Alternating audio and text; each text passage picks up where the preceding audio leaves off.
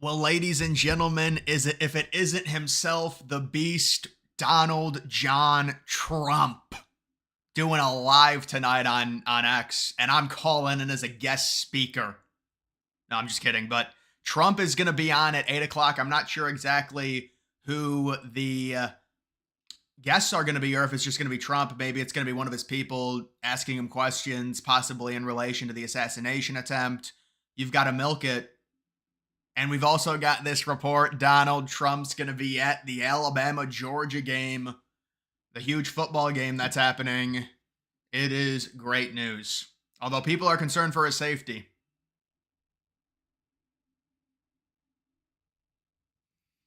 It starts at 8 o'clock, so it starts really soon. I was gonna start the stream earlier, but I was like, you know what? I'll wait till 8. I'll wait till 7:45 to start it. What's up, man?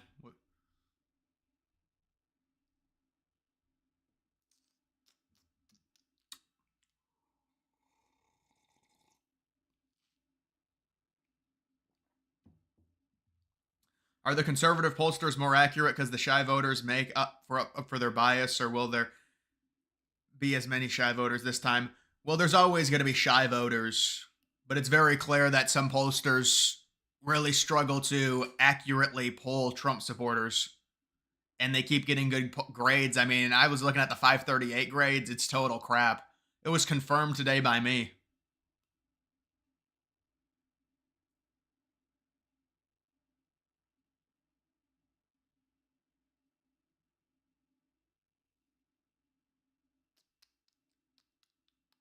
Paul, what's up, man? Trump needs real security. Even Biden said Trump needs more security now. So even Biden is starting to come around. But yeah, we've got the news. We've got Trump. He's going to be going live really soon, and we will have to listen to what he has to say from Mar-a-Lago.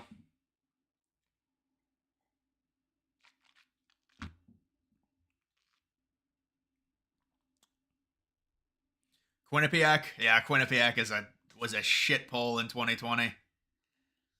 Did you see the Dem +5? Yeah, it's more crap polls. We're wasting our time. We're wasting our time. They're doing the exact same thing they did in 2020 and 2016. I know Trump's doing the interview. I've got it right here. It's coming up at 8 o'clock. Hopefully nothing bad happens where it's who's this? Oh my god, this dude's got an NFT. This dude from Star Wars. Hopefully they won't crash X again. Yeah. Well, this one may be a little bit less hype than the Trump Elon one.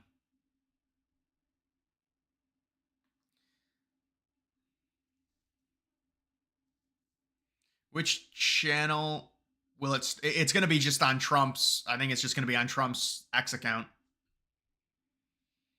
I think Biden is just trying to cover his ass. I don't really think it matters really what Biden says at this point. I mean, you might be, you know, maybe you are right to where if something happens to Trump, Biden is thinking, I want to make sure that I'm on the right side of this. And I said to get security. But I really don't even think people would blame Biden, but he's so old at this point. It's kind of like Biden, you have to treat him with kid gloves because he's just so old and he can barely talk.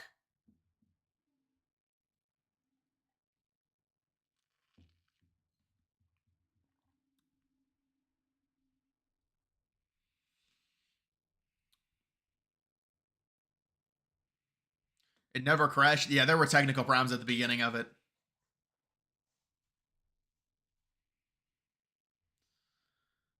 Juan, what's up, man?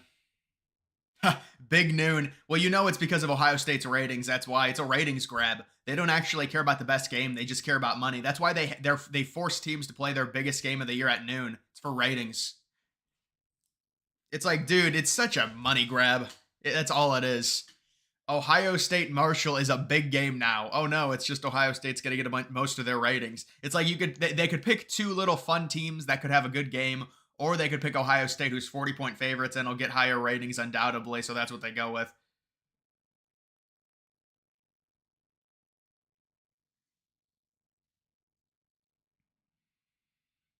Why has no one tried to assassinate Kamala? Because nobody's afraid of her. Why would any of the establishment be afraid of Kamala? It's just more of the same with that. And also, there's not this horrible rhetoric like Democrats think it's the end of the world. They think Trump's Hitler. It's not like that with Kamala. So there's going to be less of that. Someone is going to get Kamala. I mean, there's no reason. We don't want political violence. We don't want that. Hopefully his voice doesn't sound. Yeah, they probably got that figured out, I'm guessing. Hopefully they got that figured out. What's up, Carter? What's up, HR? Do you think Trump talks about the assassination attempt? I would imagine that's probably the main reason this is happening. Remember, Trump has a town hall tomorrow. Who is winning Ohio? Trump and Moreno will win Ohio.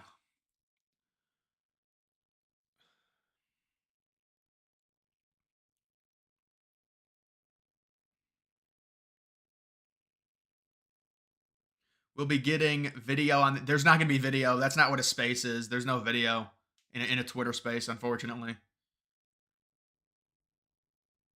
You want Kanye and there's no way Trump would do that. No, not with what Kanye's done recently. It just doesn't make sense. It's not worth it, especially this close to the election.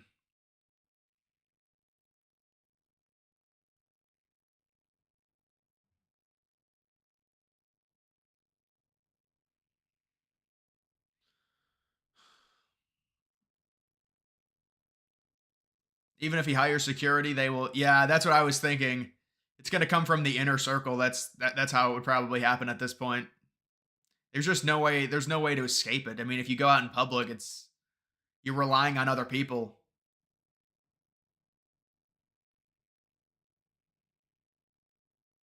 Am I going to go live for the town hall tomorrow? Probably. I said I was going to, but then again, I said I wasn't going to stream tonight. I said I wasn't going to stream tonight, but I didn't know this was happening, so I'll just do a reaction to this, I guess. It'll probably be like an hour. Normally with these, it's like an hour to an hour and a half, if I had to guess. Yeah, I saw Bryce Young got benched. I think he's probably pretty much done there. That's crazy.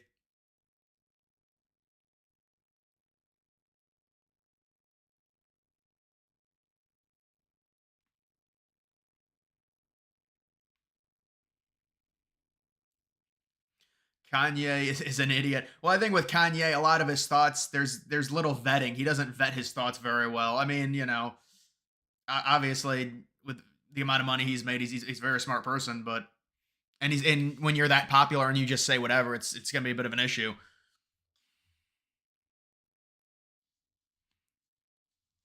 They already lost their minds over Loomer. Yeah, Kanye's like a Loomer on steroids, right?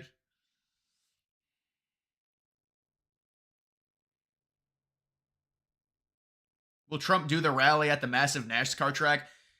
I highly doubt it. I mean, that was just my idea, honestly. I mean, I don't think he's gonna do that. I mean, I wish he would do it. It would just be such a monumental moment for everyone, and it would be just a come together moment. But at least he's going to a college football game, and that'll be a fun moment. I'll just keep updating it. Normally, it'll probably be like a few minutes late if I had to guess with Trump to let everyone join and everything like that. Trump is attending the Alabama Georgia game. That's going to be like the biggest attended thing where Trump is at because those games, it's going to be like 90K, I think. Depends what, I think it's at Alabama, so it'll be around 100 at Bryant Denny Stadium.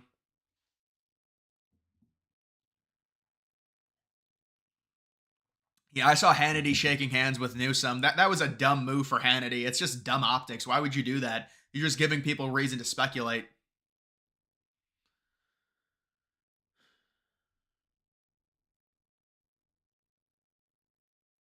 Yeah, I do remember that.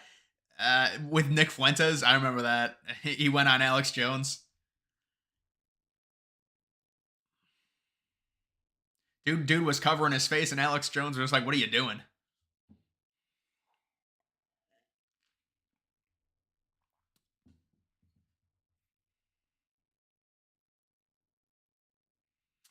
Your whole family hates Donald Trump except you. Well, that's unfortunate. I mean, my I feel like my family is pretty politically neutral, honestly. But when you have people that are like extreme, it's. I mean, I would never force my beliefs on people. It's just, I don't know. Like in terms of in real life, keep up the awesome work. Earthbound, I appreciate it. I think FSU is going to be probably 4-8 or 3-9. Honestly, if you look at their schedule. How long do you think this will go? Maybe 2 hours, like his Elon? No, I would expect to be like an hour 15, hour 30, if I had to guess. I think part of they kind of rambled on with the Elon one, but that was also with Elon. So I mean, this one I think is just Trump pretty much by himself, unless there's like maybe there's this weirdo NFT dude who wants to try and get his name known. He wants to be the star of the show. He's hosting it.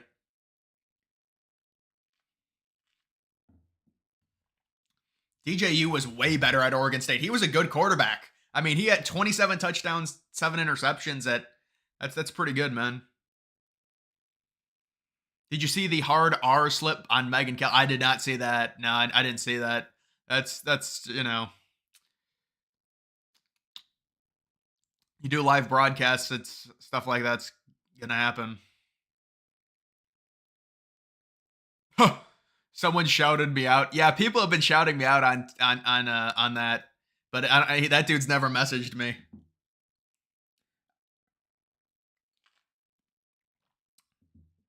If Oklahoma wins, are they top 5? No, they're not going to. Well, no, they'll probably be like 7 or 8. I mean, because they're 15th right now. Are they really going to jump that many spots? Probably not. Let's be honest.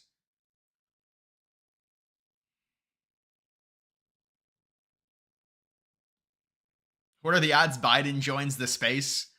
Yeah, for a unity party. Biden joins the space with an endorsement. Dark Brandon and Dark MAGA join forces in an epic kumbaya moment. Boy, this is it. I like this. I like this backdrop here with this. This is nice. You got the sunset. Oh, Trump is on, I think.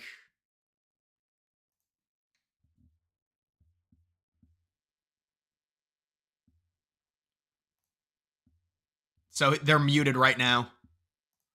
So let me just request to speak here really quickly for them. All right, we get it. Jesus Christ. How many freaking things are going to come up? They're all muted right now. Where do you request to speak? No, you can't request to speak on desktop. I don't think.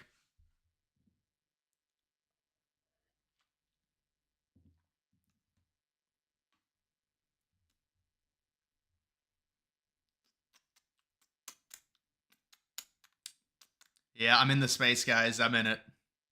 But I don't think anyone's talking.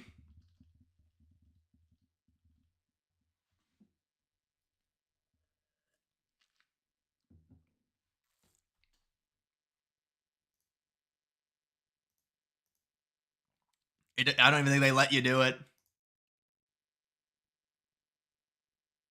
Too many requests to speak have been sent. Please try again later. What does that mean?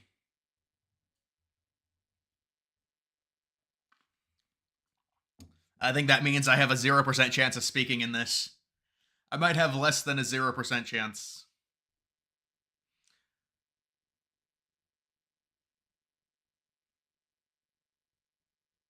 What are you gonna ask Donald Trump? I'm not actually gonna be able. I'm not gonna speak, man. Come on. Should I just play the TikTok song? They're eating the dogs. I wonder if Trump gets asked about the TikTok song.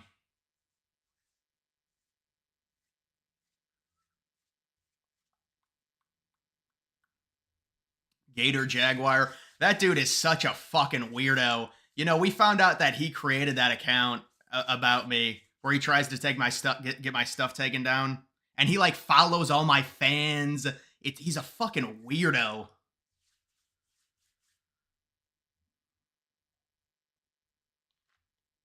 And he calls me an incel. That dude is fuck. If you look up incel in the dictionary, it'd just be a picture of his face. It's just unbelievable. I never even did anything to that dude. He's just obsessed with me.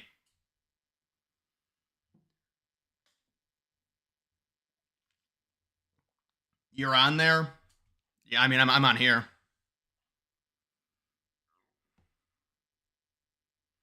If you could ask him one thing, what would it be? I'd have to think long and hard about that.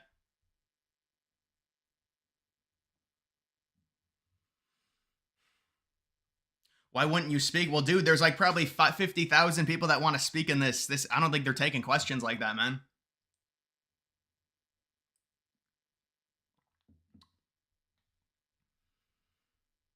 I endorse Jill Stein, yes.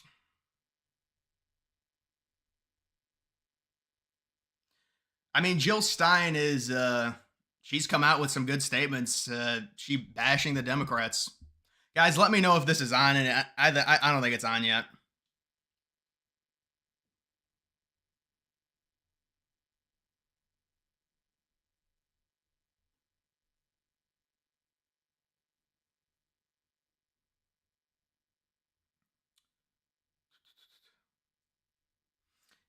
Yeah, he's a bitch. He threatened me. He's like, I'm a lawyer. I'm gonna take your channel down. Well, then go be a lawyer then. If you're a lawyer, I mean, Jesus Christ. Spectacular, what's up, man?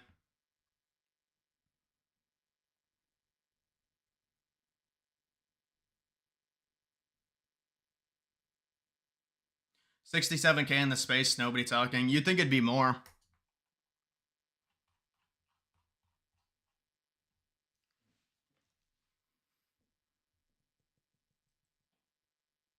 Baron is in there as a speaker.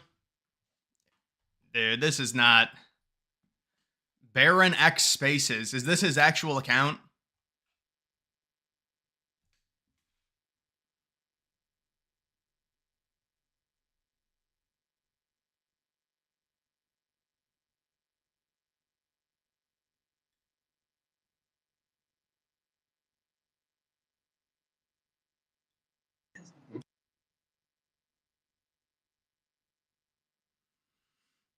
What would you ask him if you had a chance? I would say he needs to do a massive rally, but he probably would just say, yeah, whatever, kid.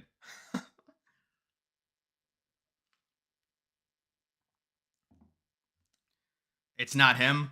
Well, then how is he a speaker? How did he become who is this then? His freaking friend? I mean, he's designated as a speaker. All right, man, we get it.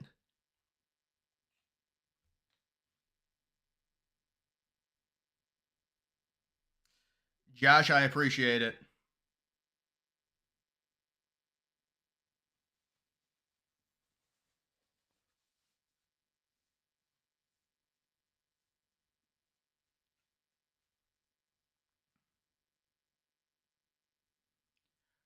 Did you see the most recent Time magazine cover with Trump at a golf course? Yeah, I saw that from like 2 weeks ago. Did you see the Rasmussen showed? No, I didn't see that.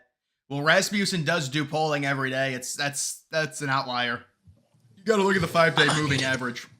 Check. Just checking that everybody can hear me. Check 1 2. May I get some thumbs up for the audience? Before you go, just a quick disclaimer. A few quick reminders before we begin. You should think of our conversation today as a general discussion. You are going to hear from a number of speakers, all with their own opinions that may not necessarily represent the views of others or any organizations with which they are associated. You should understand our speakers have financial interest in some of the items we plan to discuss today and in decentralized finance and digital assets generally. Of course, nothing discussed here today should be deemed technical, legal, financial, or any kind of advice. You should always consult your own expert advisors if you're seeking any advice.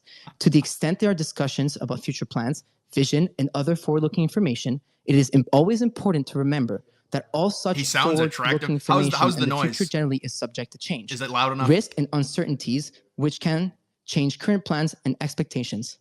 Now hold on tight, and we'll be with you in a couple of minutes. Dude, what the hell was that? This dude's gonna start shilling crypto. Yeah, they're gonna announce something. Please, no. It's just a damn NFT advertisement from Trump. Yeah, probably. Probably. No, he said he's launching his own decentralized network or something, I think. It might be something like that, if I had to guess. Dude, he needs to do a shout out to Dark MAGA. That would really help. That would help the financials.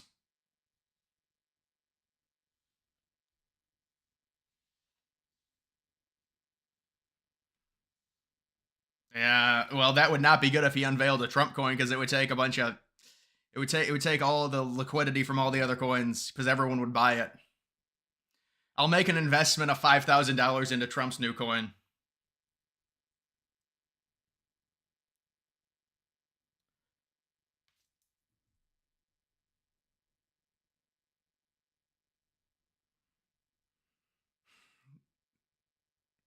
Dude, this is a crypto announcement. Look at this. This dude is crypto. Who's this dude? Looks like an AI generated real estate developer, crypto. Chase Hero. I build tech that connects the real world and the digital world.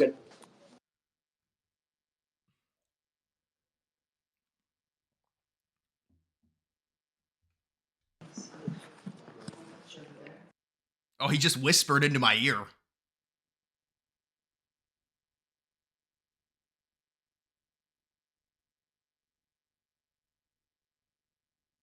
The last thing we need is a Trump to launch a coin. He's going to launch a network, I think. He said they were going to do that. I thought this was politics. I guess not. He forgot he's not muted. Apparently that's not Baron. Should I have Coinbase? I don't think you'd be able to buy the coin. Well, you would probably. You would probably want Dex tools up or whatever.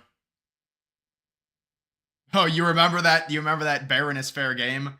Who remembers that post where the weirdo dude was just like, Baron just turned 18, he's fair game now. And you just look at the dude's face and he's just a creeper.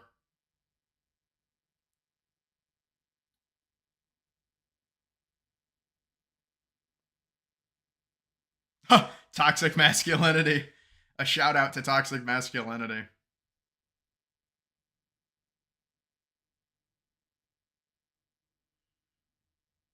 All right, let's go. Come on. We're going to drag this on.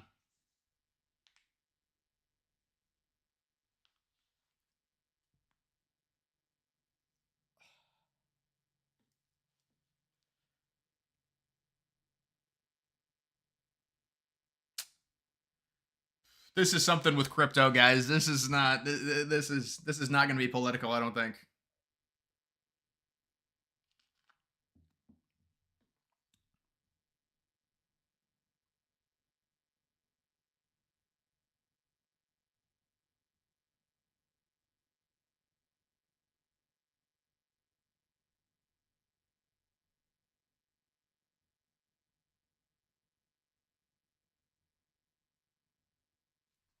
It's only about 15 to 20 minutes, then it's a crypto announcement.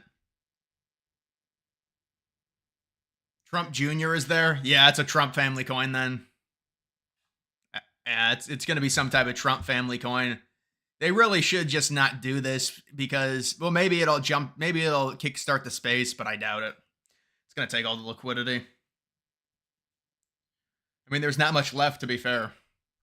Yeah, no one is speaking. Someone was talking for like a minute and then they stopped and they said it's going to start soon.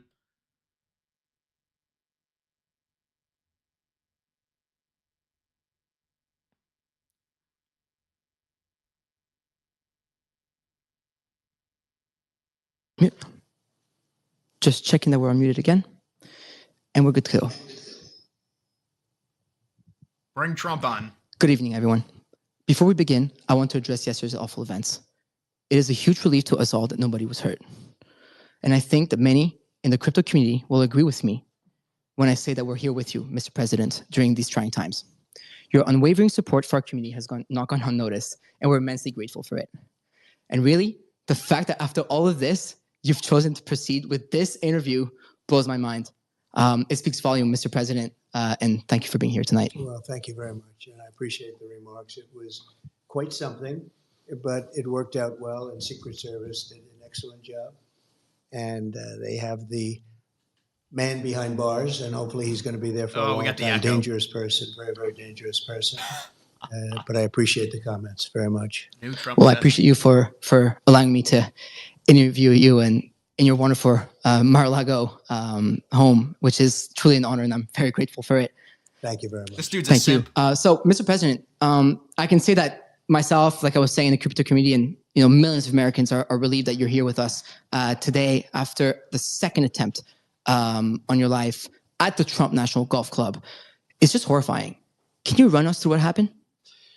So I was playing golf with some of my friends. It was on a Sunday morning, and very peaceful, very beautiful weather. Everything was beautiful. It was a nice place to be.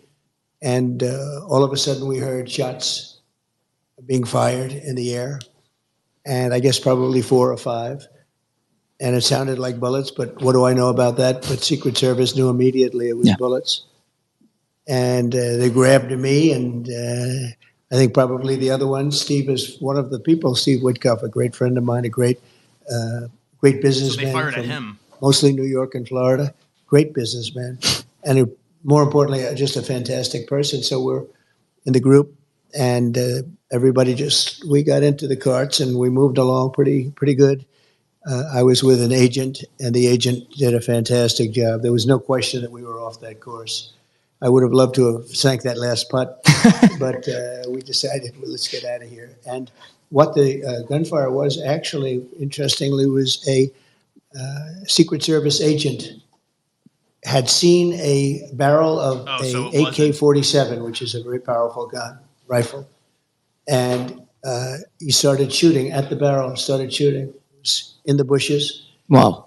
Could only see the barrel. How good is that, right? But could only see the barrel. Based on that, he started shooting and ran toward the target and was shooting a lot of, those were the shots we heard. The other one never got a shot off.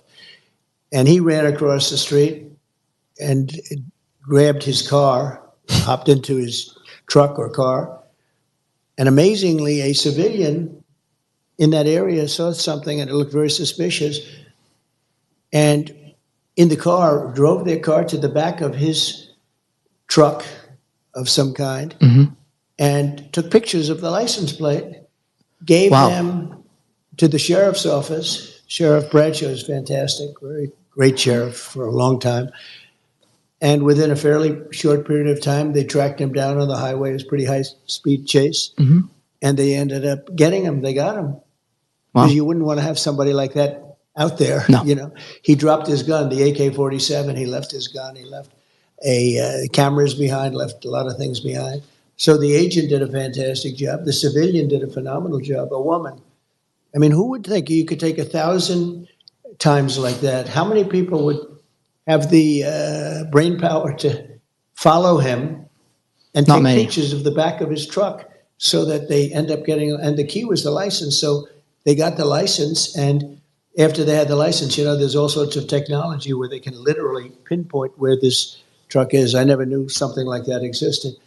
And they pinpointed him on the highway. They got him with a high-speed chase. So they got him.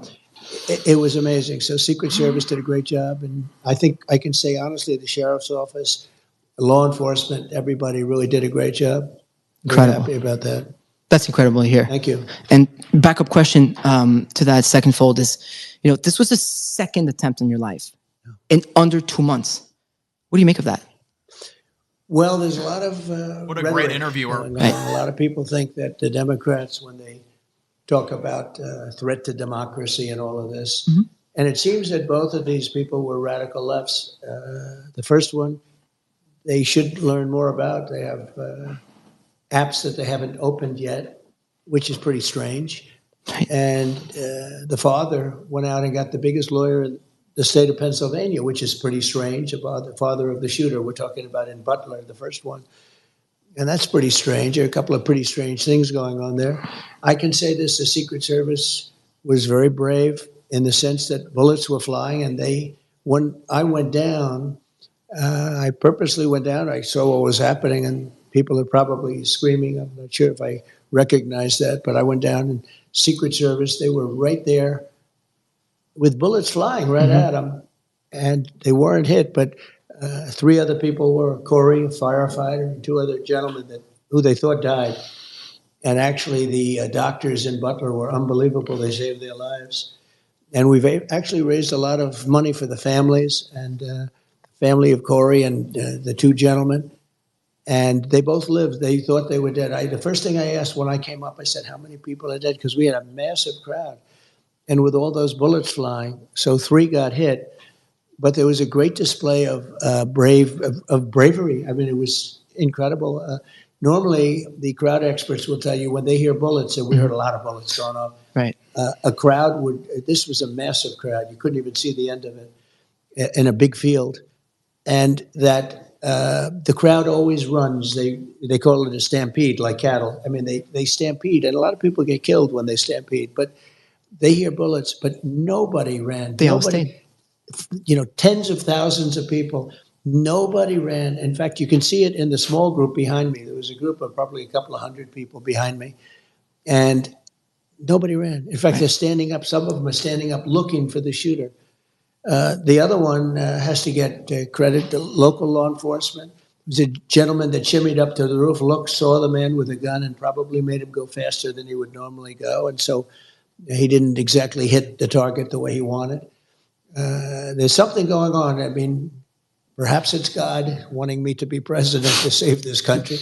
Nobody knows, but when I made the right turn, it's very unusual because the people weren't on the right. The people were standing out in front of me. When I turned my head at an exact 90-degree angle, the bullet came zooming by and clipped my ear.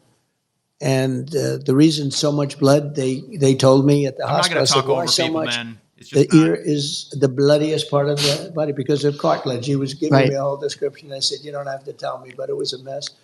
But amazing bravery shown, amazing talent, like the doctor saving the two men that were hit. They were hit really badly. I won't tell you exactly what happened. They were hit badly.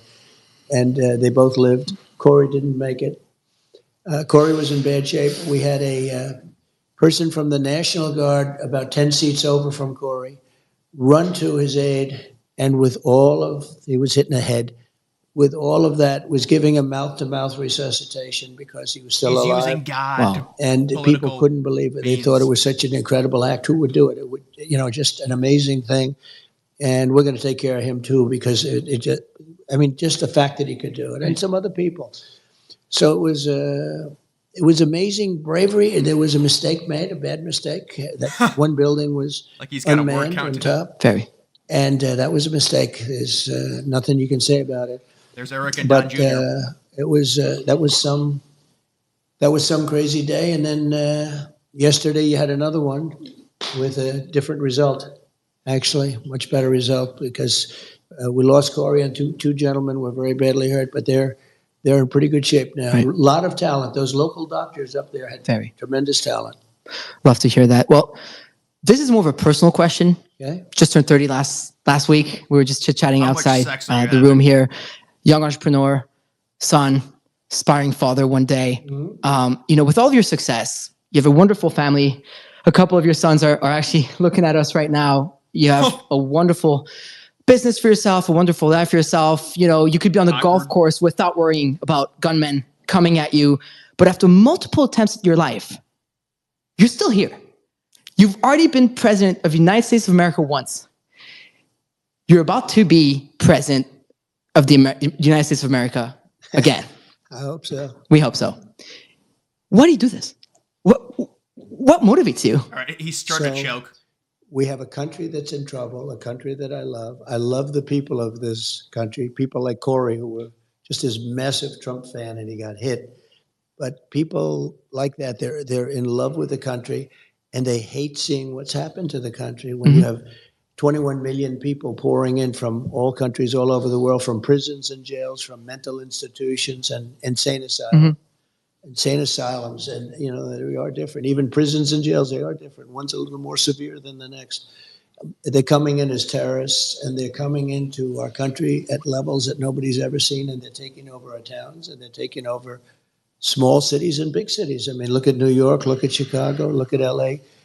Tens of thousands of these people, and they're rough people in many cases. I mean, they are rough, tough people. Venezuela gangs. If you look at Aurora in Colorado, you have a governor that doesn't know what he's doing. I don't think He's that's really petrified barren. to be there.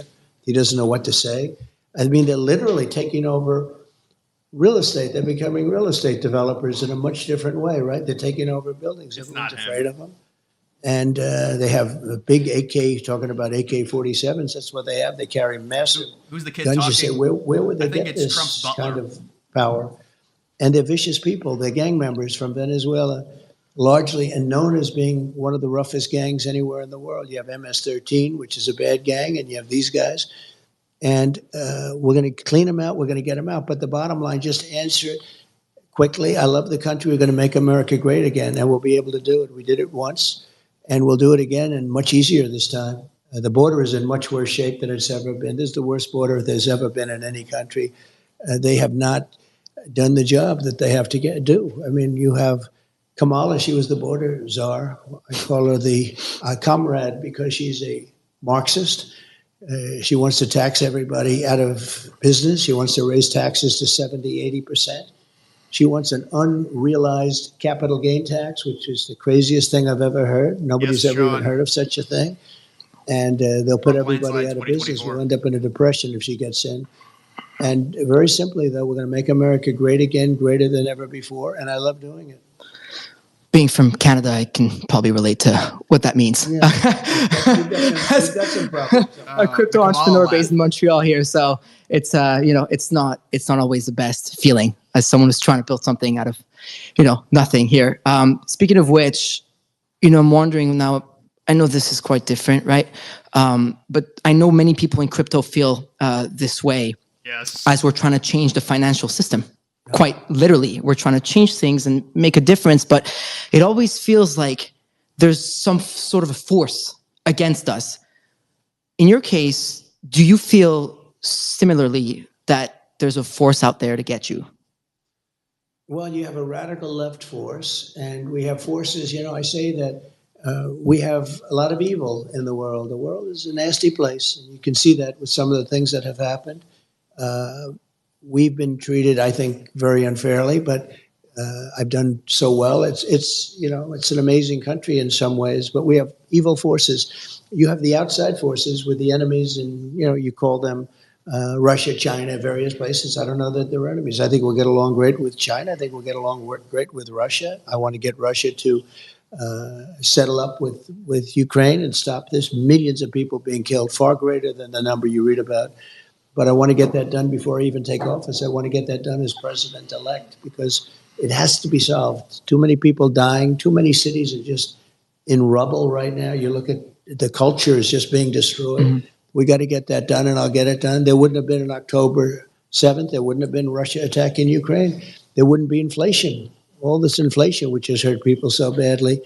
You wouldn't have had that horrible type of withdrawal. We were getting out of Afghanistan, but with dignity and strength. You don't need to police people. That was the most embarrassing moment in the history of our country. And frankly, Russia would have never gone into Ukraine if it weren't for that. They looked at that and they said, this country is no longer run by Trump. This country is run by stupid people. And we have a great military. I took out ISIS in 4 weeks. And everyone said it was going to take 4 or 5 years. I took them out in 4. Our military is great, but you have to have the right leadership running it. So the bottom line is that it can be nasty, but it's only going to get worse. If I don't win, it's only going to get worse. It's going to get really bad. We'll end up being Venezuela on steroids. We'll end up in 1929 type depressions.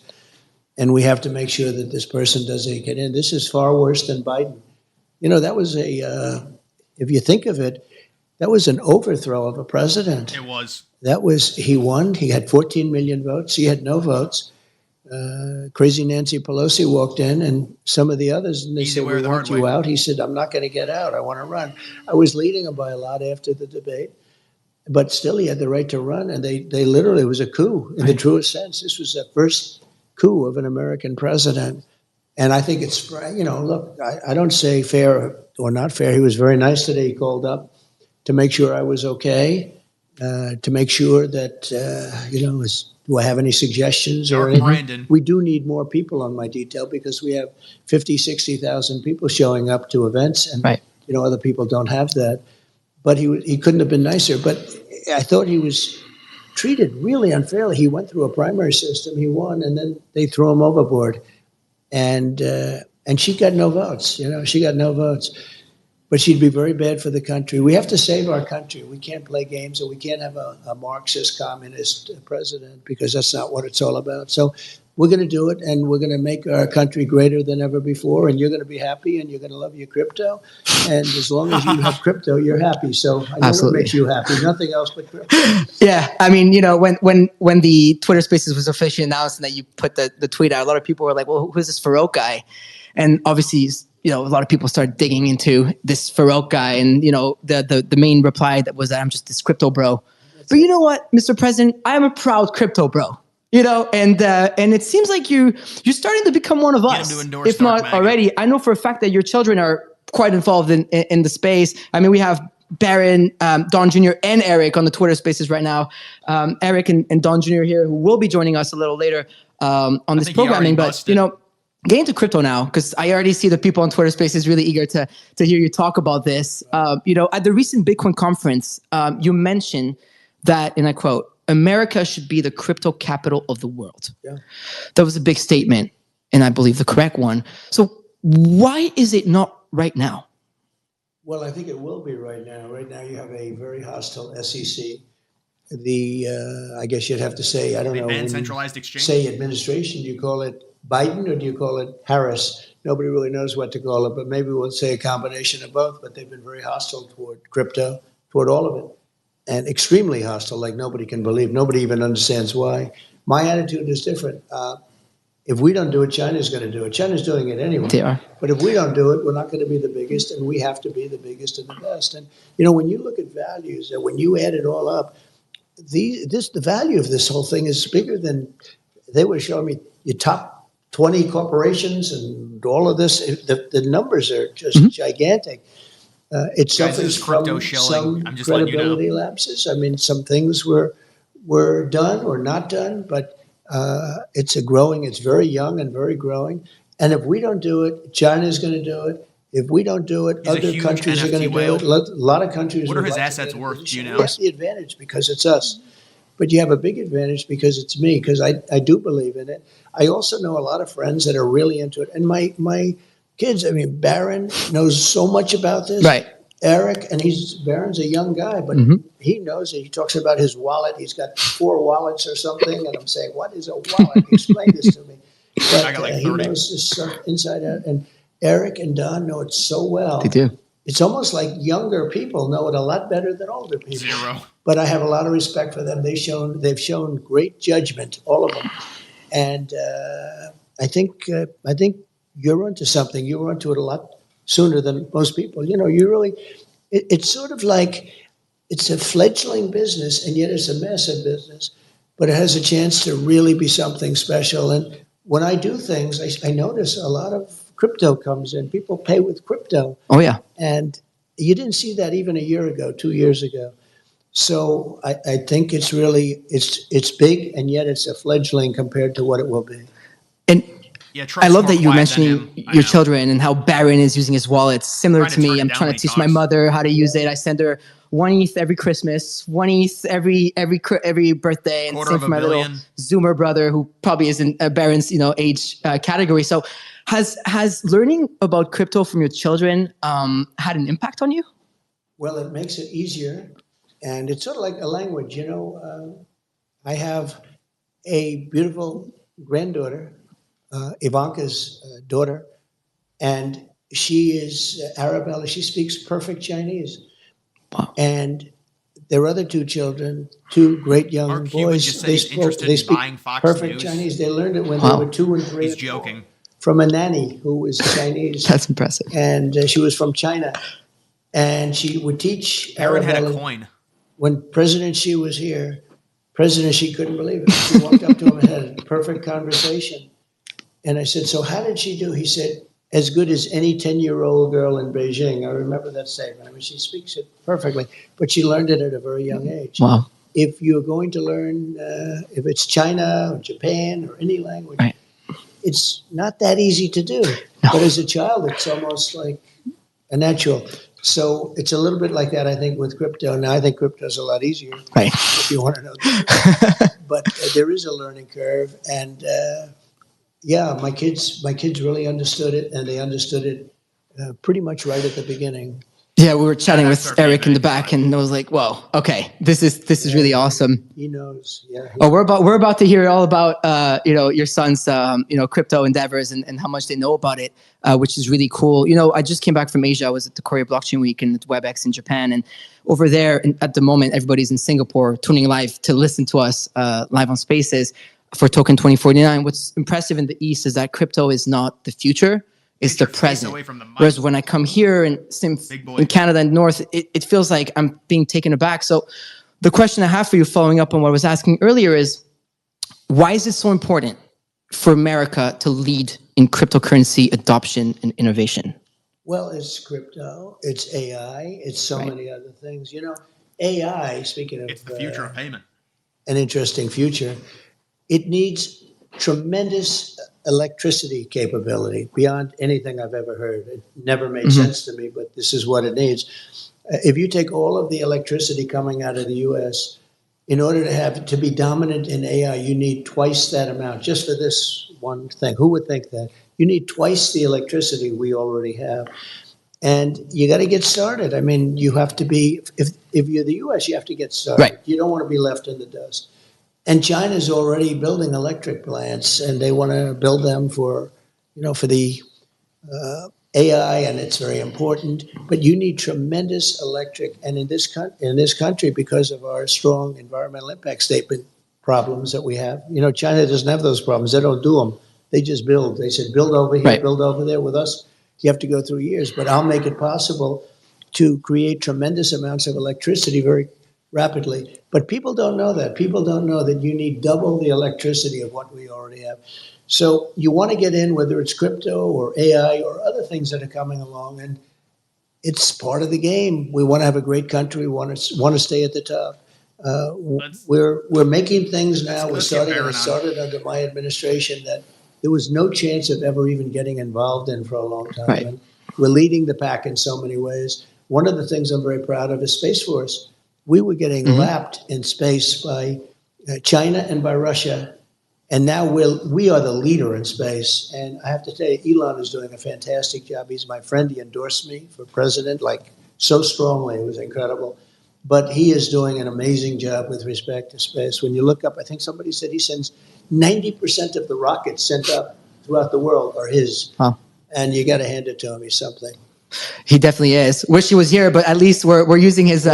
We'll get him. We're definitely using his platform to do so, and I'm sure there's a reason for that. So, to create this future we're talking about, right? Like, there's a lot of American entrepreneurs, founders in crypto that need to sadly leave the country because it feels like at times we're being treated like we're not really welcome to build companies here. The CEO of our company over at Rug Radio was actually debanked earlier last year, but we'll get into that later. Much. I think he's just launching. Do you think it's important for America to have a legal framework for crypto so that businesses can thrive and survive here? I do, and they should have certain safeguards too.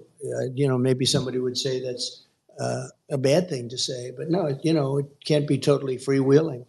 And they want. He's not going to launch a coin. I don't think it's a coin. It's a they want decentralized safeguards. platform. They want certain safeguards, but it's a very hostile environment right now. From what I understand, the SEC has been extremely hostile and really going after people. That is 100% true. And I think, frankly, since they heard I was involved, they've treated people much better. Maybe they view it as votes. But people that were under serious investigation for having done nothing wrong are all of a sudden allowed to go free. And I really believe that's because they see, this is a very big market. Crypto and AI. Yeah, very. He's 78, man. So I'm glad I helped if I helped. I He's don't trying to know, get maybe votes. I didn't. But the SEC has been unbelievably hostile. The one thing is that if for some reason bad things happen and we don't win the election, those people that were under investigation and that are free as a bird right now, and people that weren't being looked at in the crypto world, they will be living in hell because it'll start the day after the election if they win. And I view it differently. I mean, I just view it that we have to be the top no matter what we do. Right. Chips or anything else, we were really starting to go with the chips. We have to be number one. And I think AI is really important, but I think crypto's one of those things we have to do. Whether we like it or not, we have to do it. I want to hear Barron talk. It's really cool to hear it from you in person. We've only heard it on TV, in newspaper, etc. But it feels good to know that a presidential candidate and someone who is already president of the United States of America feel this way about cryptocurrency. I'm sure myself and a lot of people in the industry are relieved to hear that. And I will see what the results are in November. But on something a little lighter now, I remember the day your NFT collections came out. That was super cool. So I hosted a morning show called FOMO Hour with my friend OSF and Mando and now Tyler. And so we were live on air when the link dropped. And so it was the very, very first collection. There was a chance to have dinner with you.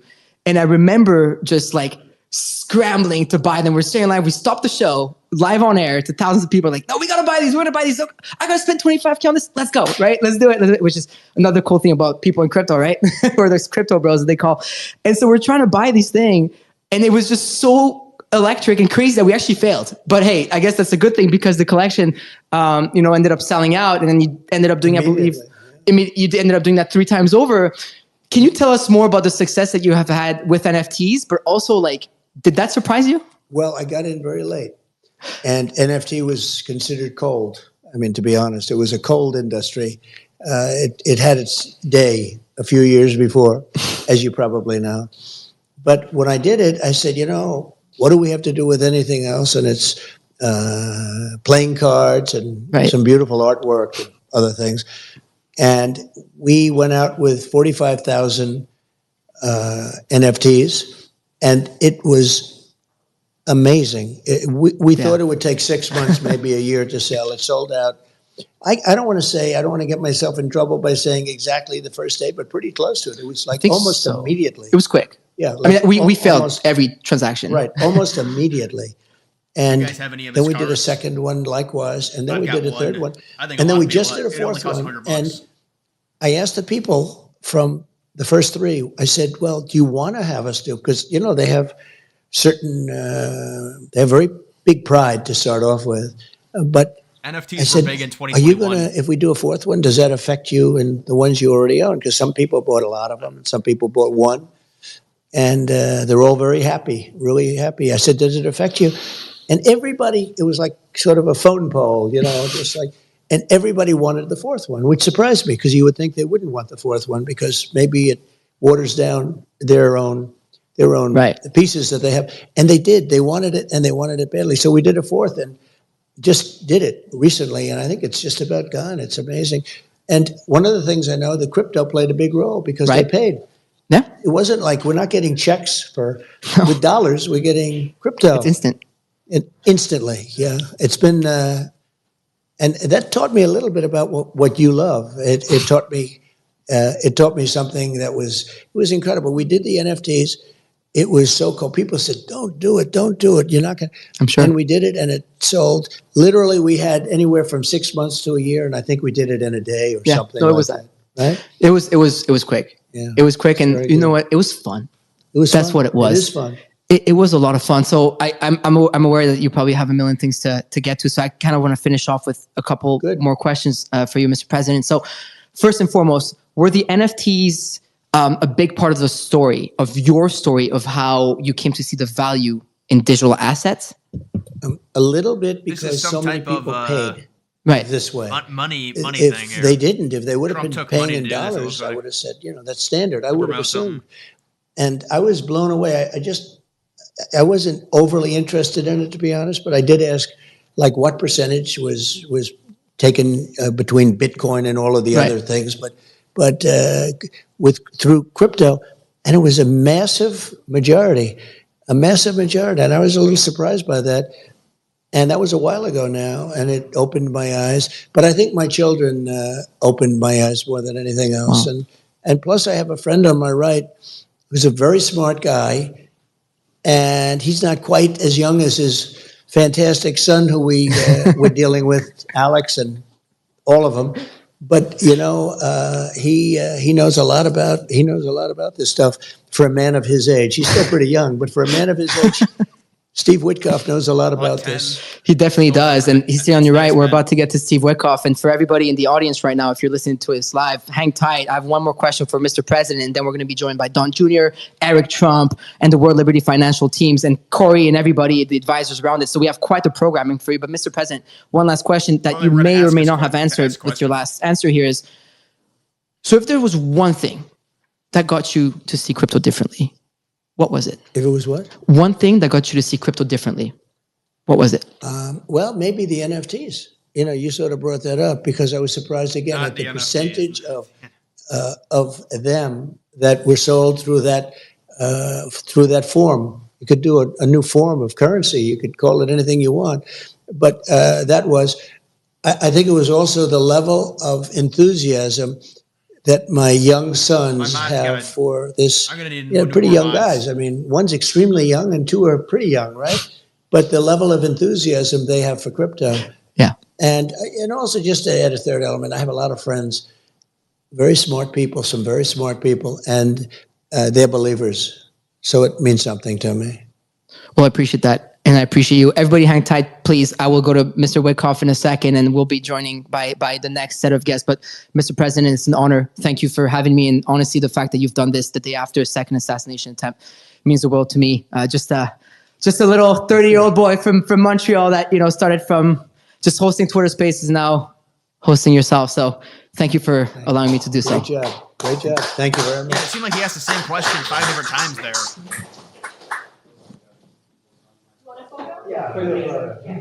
Everybody hang tight. We'll be right back.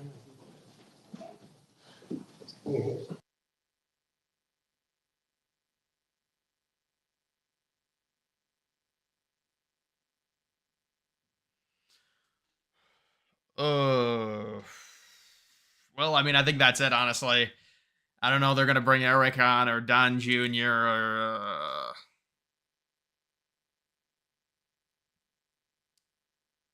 30-year-olds.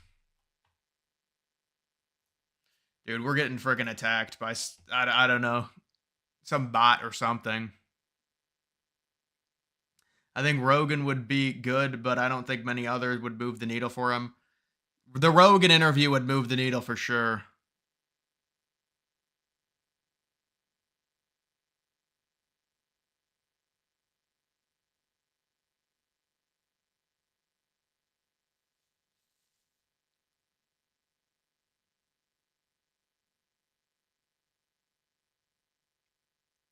I don't think Barron's going to speak tonight. I mean, I thought it was just Eric and Don Jr.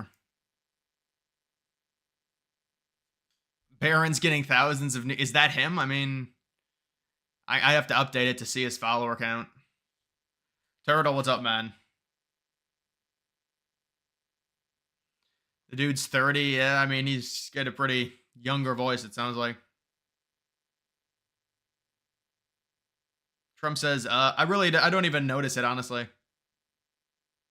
Yeah, that wasn't a political interview. So, I mean, you can't really, there's nothing there. I honestly think him doing Rogan doesn't do much. If anything, it creates a spectacle, though. You have to admit that. It creates like like at least news coverage. So that's good.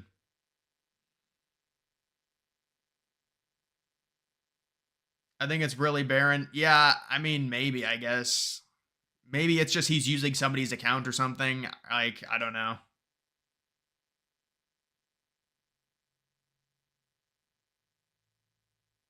Enter. And we are back over here. That was quite a good interview with President Trump, wasn't it, everyone? Yeah. There you go. We got this room packed with people. Everybody's still here. Hang tight. Don't leave. Keep sharing. I want to see those retweets because the State of the Crypto address at Mar-a-Lago is still on over here. I have Steve Witkoff on my right, who has to run, to Fox, right? Is that where you're headed next, Hannity? All right. I got the opener for Hannity. That's pretty cool. That's not bad, right? That's like opening for like Led Zeppelin or something. I don't know. Hannity? So Steve, I'm just gonna go chat with you real quick, and then we'll get to our other guests. First and foremost, you were with President Trump yesterday on the golf course. Yeah. As he was trying to sink that last putt, as President Trump was saying. But how do you feel? I feel blessed that I was out there because I got to see what he has to live his daily life like. 2 assassination attempts in the last 2 months. I mean, I do want to hear what Barron has to say. He's been conspired against. He's been vilified. He ought to be commended for his 4 years of public service as a president. And I was glad I could be out there and see what it was about for him. He was as courageous a man he is as courageous a man as I've ever seen. He cared about his friends first. He asked about his friends first. And it was inspiring to watch him. Yeah, thank you for and the Secret Service, I would echo what he said. Right. They were incredible. They put their lives on the line for him. Wow. It's incredible that he's just back up today and just it's who he running is. circuit. He's resilient. He's Yeah. stoic. And Very. who wouldn't want those qualities in a leader? He is a natural born leader. So to go back now to what we're here to talk about, and we're going to get in the weeds of it a little more. So how did this collaboration happen? I know it's an incredible story. Could you walk me through it? My son introduced me to two partners, Chase Hero and Zach Folkman, who are exceptionally This bright interview people. is not going to hurt Trump. They Come look a on, little man. different than us because they dress a little different than us because that's the crypto A few more world. tattoos. I have one or two tattoos, but Chase, Oh, really? Chase has, yeah, I have it's hard to see here. It's okay. But I have a tattoo of my son who I lost, Andrew. Both of my tattoos are of him. I actually think he's the one who put me out with the president yesterday, so I could witness his courage and talk about him to the American public. But I was introduced to Chase and to Zach, and I met traders from all over the world. And these guys are as smart as any currency traders I've ever met. And they began talking to me about decentralized Should I keep finance, listening to which it or no? means frictionless What does the chat finance, think? and why it made sense for people, and about the forgotten who can't get credit out there. Credit is what drives the American economy. And as I began to understand it, I said, who would understand this better than the Trump family? And so we had a meeting initially with Eric, Don Jr., and the president and his counsel. And we said, let's go pursue it. We've been on it for close to 9 months, spent a lot of time on diligence with really, really good lawyers on how to operate in the space. Right. And here we are today, the culmination of a pretty robust effort. So do you This think is awkward, man. that this could really This is getting change awkward. the way wealth is created in America? Come on. I think decentralized finance is the way of the future. Right. Right. You know, if you think about the fact that if you want to borrow money today, you have. All right, so that was obviously just something that Trump wanted to do to try and appeal to crypto people, I guess. I don't know if there's going to be an announcement by Don Jr. We'll have to see. But obviously it was not too popular. Was not too popular with the chat. So, you know, I figure if I react to some news here.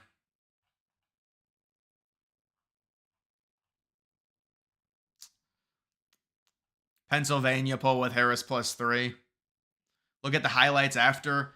I mean, I feel like the highlights are pretty much done, honestly, unless there's something that gets launched by them. They might announce something because they've been rumored to do it before the election. So maybe they will announce something, but I think Trump is not speaking anymore. I believe that he's done. I think I don't know, maybe he will, but from what I could see, it looked like he was done speaking.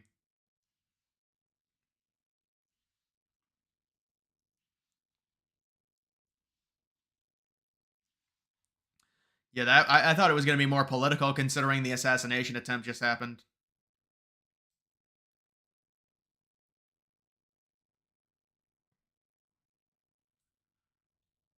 This is not a move by Trump. Yeah, I agree. I mean, people are going to overreact to it and then they'll forget about it tomorrow. Should have just said it was about crypto. Yeah, maybe he didn't. I don't know if he actually did though. No, he didn't say it was about crypto. If he said it was about crypto, I would have seen it.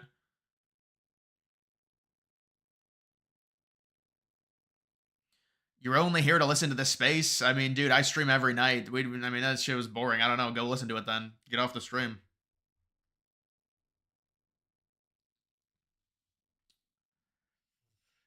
But, I mean, we'll hear what comes of it. I wanted to hear Barron speak. Yeah, I mean, we'll see if he talks, I guess. I mean, I can go to it and put it on mute, I guess, and wait for him to talk.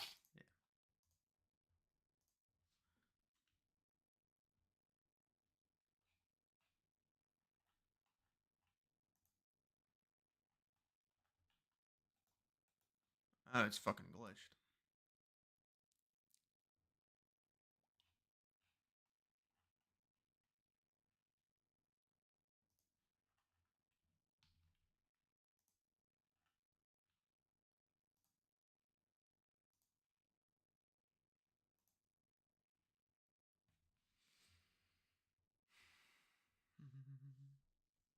Is that a real or a fake poll?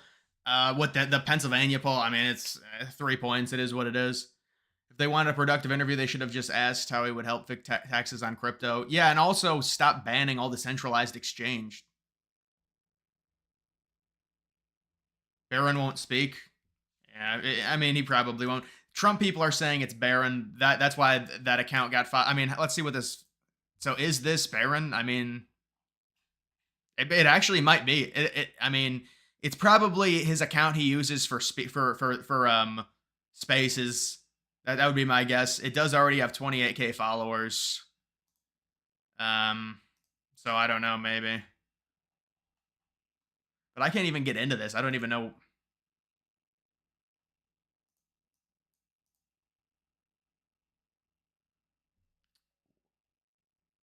Laby, I appreciate it.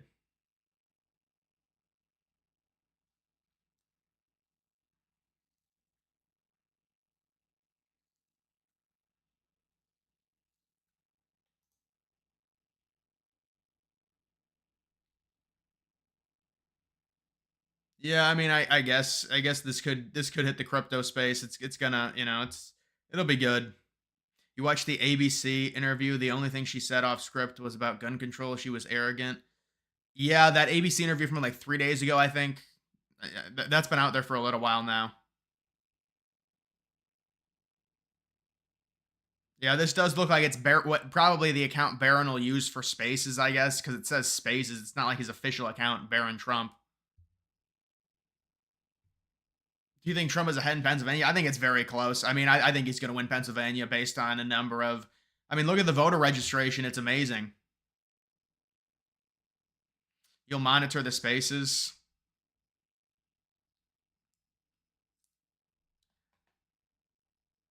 You know what I'm going to have to do? Yeah, I know what I'm going to do. I'll get that to stop. You think Trump will lose by 1 or 2 in Pennsylvania? That'd be the same thing as 2020.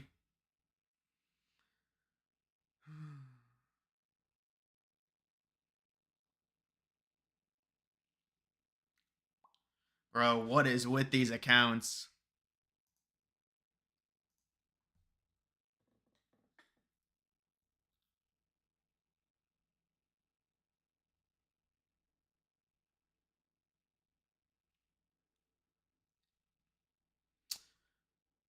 Well, Harris is just the Democrat, so need if he loses Pennsylvania, he needs North Carolina, Georgia, Nevada. Yeah, I mean, it's very winnable without Pennsylvania.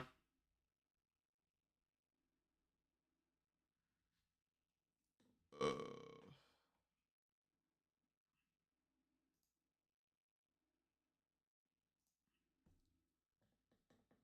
Dude, YouTube's got to do something about this. This is ridiculous.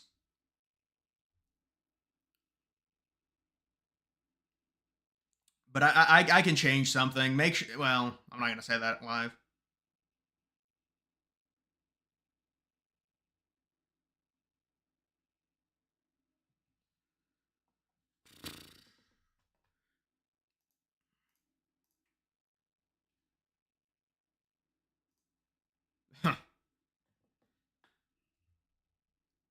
The title is what's drawing the bots. I think it's some liberal attack, probably. Subscriber only chat. Well, it already is, but I'm gonna have to do something. I'll have to change it a little bit. What does the Democratic Party go after Kamala? Well, they're going to go younger. We know that. She's 60, but they're gonna go with probably. Well, they're gonna go with like Newsom probably. It's gonna be a younger movement. Don is speaking, dude. The thing is with these, did Barron just leave the space?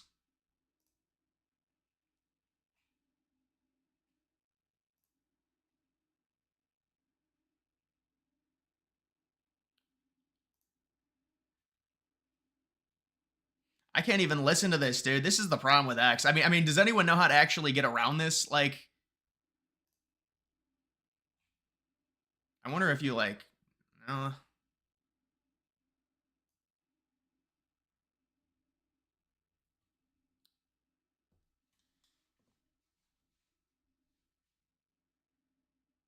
slow mo. Yeah, where you can only send one, but then they'll just send it in one message. Yeah, hold on. Let me do something.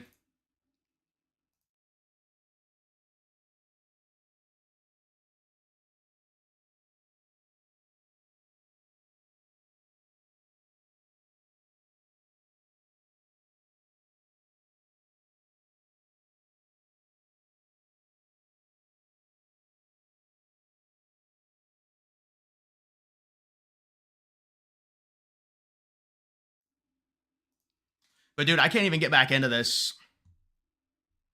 I mean, I don't know. It's glitched. I don't know how you want me to get back into this. Does anyone know how to? I mean, but I mean, honestly, I don't think he's really saying much. It glitches on desktop. That's the problem.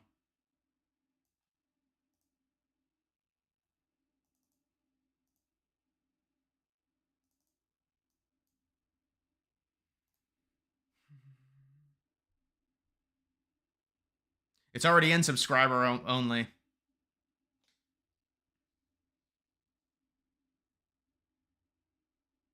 You can get it deleted. What deleted? Well, they can't spam it anymore.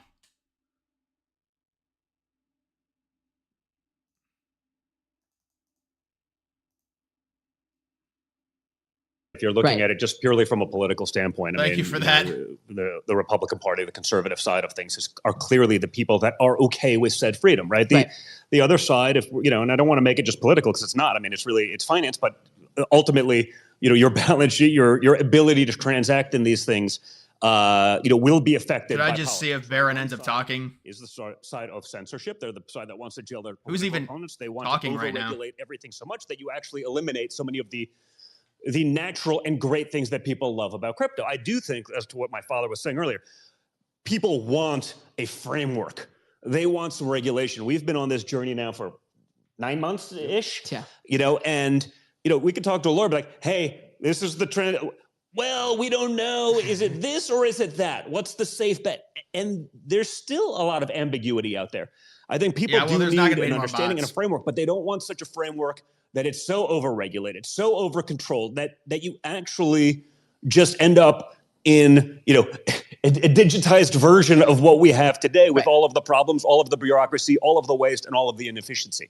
And so, I think, if you're thinking about these things, if you're thinking about your financial security and that ability to transact freely, like, honestly, is that even? It's sort of a no-brainer at this point. I mean, people are not. Right. They're not hiding their thoughts. No. I get it. It's probably that people are going to tell you what they want to hear right now to get elected, and they'll change. We've seen a long history of that, but they're basically saying the quiet parts out loud as it relates to overregulation. You saw what my father did in his first administration as it relates to cutting regulation, the excessive bureaucracy, eliminating a lot of that red tape. It's not to say I think everyone actually wants some structure, just not so much structure that it negates everything we're trying to accomplish. I mean, any structure will help. And you need it. Like we're doing this at a high level with some of the highest priced lawyers in the world, and it's still like there's still ambiguity, and you're still dealing with. Well, we're not really sure. One lawyer tells you one thing, one lawyer tells you another thing. And it's not their fault. They just don't know better because they're not being given a legal framework, right? So speaking of framework, and speaking of DeFi, we were just speaking to your father, Zach, who's obviously a real estate tycoon and someone who has moved enormous markets here in Florida, in New York, et cetera, and is now extremely interested in the world of DeFi, et cetera. And he gave you all the credits, actually. I don't know if you were in the room, but he gave you all the kudos. You and your brother saying that you really got him involved in the space, right? That's kind. Right. So Zach, tell me, what do you think, about moving real world assets like real estate on chain? And then tell me more about the problems, with mortgages and stuff, and how DeFi specifically solves this, and why I'm asking this, obviously tied into the project. Yeah, that's a great question, Farouk. A lot to chew off there, but I'll touch on a couple of key topics. First one being transparency. Blockchain technology records every transaction on an immutable ledger. And the best real life example I can really come up with this is as it relates to the bond markets, specifically in 2008. Where you basically saw all the big banks take all of these junk bonds, package them with AAA rated bonds, and none of the investors had any clue what they were buying. Why? Because it was really hard to trace. And there were some really smart guys like Michael Berry and John Paulson who figured it out and made an absolute fortune on it. But the average guy got absolutely screwed. And what the blockchain would do, if you integrated blockchain technology into the bond market, for instance, you would be able to see all of these transactions on the blockchain. You'd be able to see that they're junk bonds very clearly, and you'd be able to see that the bank actually moved them from these junk portfolios into these new portfolios because all of those transactions are publicly recorded. So that's one area where I think you can make a real difference with blockchain technology. Another one, I'll say, as it relates specifically to DeFi, is automation through smart contracts. Right, we've all gotten mortgages before. I mean, dude, these just don't stop. Don and his family, they've gotten some pretty big mortgages, I'd say. It's gotten a lot harder. Yeah, right. It's gotten a lot harder. But let me ask you this: even when it wasn't hard, how long did it take you to get a mortgage? How much? Insane. And the reality also, the points in and out to deal with people who are really not all that impressive, that were adding not really a lot of value. Also, just incredibly wasteful. I mean, 3-4 points in and out of a deal. It's like it's a buy. It's nuts. On $1 billion more for what? You're not gonna For a couple of guys to push some paperwork around. I mean, it's truly insane. And eliminating that waste is like, I just take personal joy actually in the ability to actually take on some of those systems, because I'm the guy that had to deal with those guys. I'm the guy that was, when I was a young kid and I was still sitting there on an Excel spreadsheet back when, in my early 20s, was like, I'm the guy giving some bureaucrat a bunch of nonsense that they're just filing away and they're just checking another box and it's points in and out and they're trying to pretend like they're adding value when all they're doing is actually slowing down a process. And just like we need government efficiency, we need business efficiency, Right. because these dollars are just really being wasted. And the last thing I'll say is I think that it offers a really compelling opportunity for some of the young folks out there that want exposure to real estate. And I know there's a lot of them because they all tell me, Zach, how do I get exposure to real estate? And I'm, I sort of laugh and I tell them, unfortunately, it's really not possible unless you're, one of the top families out there to get exposure to blue chip real estate. And, blockchain technology, tokenizing some of this real estate, you're essentially fractionalizing it and you're opening the liquidity pool to a whole new class of investor. Do we know who's talking? And you're also globalizing it, right? You're exposing, people in different parts of the world to some of these real estate deals. And I think that's really exciting and compelling. It's going to, it's going to cut down on a lot of costs, like Don was saying. And ultimately, it's going to lead to, a big increase in property values, I think. So wow, I think it's pretty compelling. No, this is great. I mean, I have one more question for both you and Don, as then I'll segue into Zach, Chase, and Co. and Eric Trump, who may have to run to Fox. Yeah, I think he's also doing other TV.